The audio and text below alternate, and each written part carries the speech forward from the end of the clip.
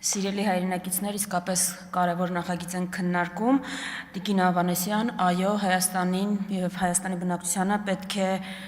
իսկապես լավ տրամաբանված առողջապահական ապահովագրական համակարգ, բայց այս նախագիծը դա չի ու ինչի դա չի։ Եկեք մի հատ հասկանանք, իմ գործընկերները եւ հանձնաժողովի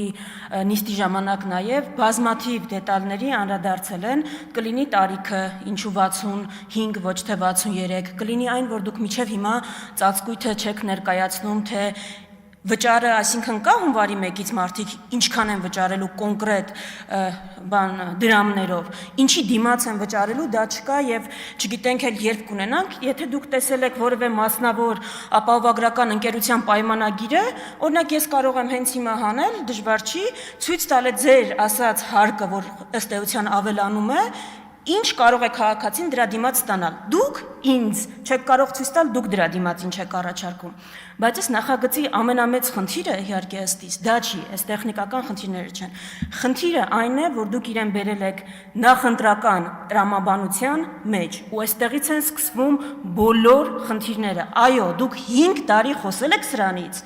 բայց հունվարի 1-ից արդեն սահմանել եք, որ հարկը քաղաքացու պիտի բարձրանա, դեկտեմբերի 2-ն մենք նոր առաջին ընթերցում ենք անում ու քննարկում ենք, ու այլ պատճառաբանություն, այլ տրամաբանություն, որ 6 ամիս հետո ընտրություններ են ու դրա համար ասա քննարկվում, ուղղակի չկա, որովհետև այլապես մենք հնարավորություն կունենայինք ոչ թե ունենալու այն ինչ որ դուք հասցրել եք բերել ազգային ժողով, այս հարցերին էլ չկարողանալու պատասխանել, այլ հնարավորություն կունենանք միջազգային լավագույն փորձով առաջ շարժվելու։ Միջազգային լավագույն փորձը հատկապես Հայաստանի դեպքում վկայում է այն, ինչի մասին հիմա ես կխոսեմ։ Ըստ էության եկեք իրերը կոչենք իրենց անունների։ Դուք շատ սիրուն փաթեթավորում եք, ինչպես միշտ, ինչպես ամեն ինչը, այդտեղ չեմ կարողանալ ձեզ որևէ բան անել, բայց դուք ըստ էության ուղղակի ուսումնասիրել եք շուկան, տեսել եք ապահովագրական ընկերությունների գործունեությունը,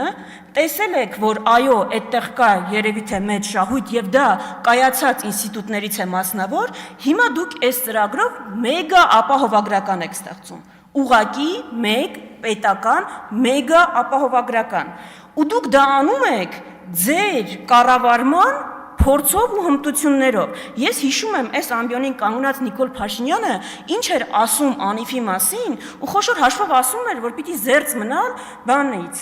պետական հիմնադրամներ ստեղծելուց, դա ձախողություն է, դա բան է, չպիտի դա այդ փորձը կրկնել։ Ես այդպես չեմ կարծում, դա իմ տեսակետը չի, բայց ձեր կառավարման փորձով մենք ունենալու ենք այդ նույն պատկերը նաև այս դեպքում, որովհետև այո, դուք մի հատ պետական հիմնադրամ եք ստեղծում, ամբողջը տալիս եք իրեն բոլոր լիազորությունները ու անհասկանալի է, թե ինքը ոնց է կարգավորելու այս կարևորագույն շուկան, իսկ ինչ է լինելու մասնավորների դեպքում։ Մասնավորների դեպքում, որոնց շահույթի ամենամեծ բաժինն է կազմում առողջապահական ապահովագրությունը, զրկվելով դրանից ես կարող եմ կանխատեսել, որ քաղաքացիների համար թանկանալու են մյուս ծառայությունները ապահովագրական ընկերությունների։ Ու հետաքրքիր է, այս բանը ոնց է կարգավորվում։ Իսկ ինչ կարելի էր անել, եթե դուք սա չբերեիք նախընտրական տրամաբանության շեմին, եթե այս նախագիծն էլ, այսինքն այս շատ կարևոր միտքն էլ չավաղաղվեր մի քանի քվեի համար ու աշխարհի լավագույն փորձը ուսումնասիրելով այս դեպքում Հայաստանի դեպքում Հայաստանի ապահովագրական ընկերությունների այս կայացված շուկայի դեպքում օրինակ լավագույնը կլիներ հիբրիդային տարբերակը պետություն մասնավոր համագործակցությունը ու երբ խոսում ենք պետություն մասնավոր համագործակցությունից դա այստեղ մի քանի տարբերակ նշվեց օրինակ ինչն է խանգարում որ պետությունը ապահովեր բազայինը այսինքն նվազագույն անհրաժեշտը մասնավոր ընկերությունները ապահովեին մյուս փաթեթները, որը քաղաքացին կուզենա ձեռք բերել եւ որը հիմա 100 հազարավոր քաղաքացիներ ունեն իրենց ապահովագրական փաթեթներով։ Դուք այստեղ մի հատ տարօրինակ բան ասացիք, ճիշտ ասած խնդրում եմ մի հատ դրան անդրադառնալ։ Ինչ է նշանակում միջազգային կազմակերպություններում աշխատող մեր քաղաքացիներին այս օրենքների փաթեթը չի վերաբերվում ու իրանց ապահովագրությունը կարգավորվում է միջազգային պայմանագրերով։ Մի հատ այդ կբացատրեք միջազգային պայմանագրերով ապահովագրությունը ոնց է կարգավորվում ու հստակ ոնց է հունվարի 1-ից իրենք 10,000 դրամ չեն վճարելու այս բանի համար, եթե 200,000 դրամից ավել են ստանում, վճարելու են, ամբողջ հարցը դա է, վճարելու են եւ իրենց համար էլ այս համակարգը պարտադիր։ Եթե պարտադիր չի, մի հատ բացատրեք, որովհետեւ ընդհանրապես բանա շփոթ է դա առաջացնում։ Այսինքն կոնցեպտուալ առումով, այո, տրամաբանված, մտածված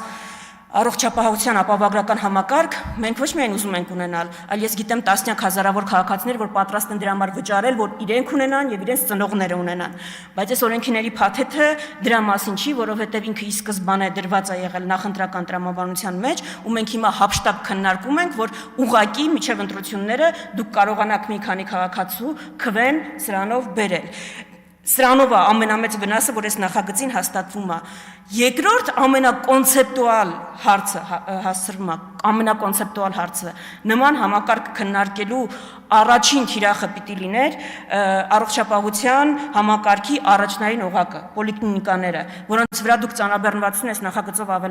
ավելացնում եք միայն, թե ինչ վիճակա մեր պոլիկլինիկաներում, թող ասեն մեր քաղաքացիները, ովքեր պոլիկլինիկաներ այցելում են։ Մենք ընդհանրապես մի քանի ամիս հետո բախվելու ենք այն պատկերին, որ այս ձեր շատ ճռճռան սիրուն խոստումները ուղղակի բախվելու են իրականության պատին ու փշրվեն, որի համար ես շատ ափսոսում եմ, որտեղ այո, սա կարևորագույն նախագիծ էր։